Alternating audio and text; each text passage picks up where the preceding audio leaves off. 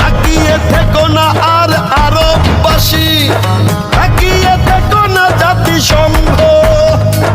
ইসরাইলের এই অত্যাচারের বিস্তার সবে মিলে ভাঙ্গ। আজ পবিত্র আল আকসা মসজিদে যেতে পারে না মুসল্লি।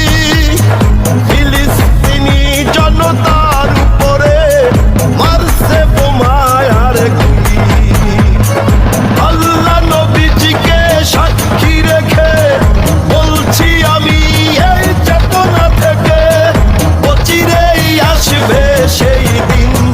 জয় ফিলিস্তিন, জাগো মুসলিম, জয় জেরুজালেম, জয় ফিলিস্তিন, জয় ফিলিস্তিন, জাগো মুসলিম।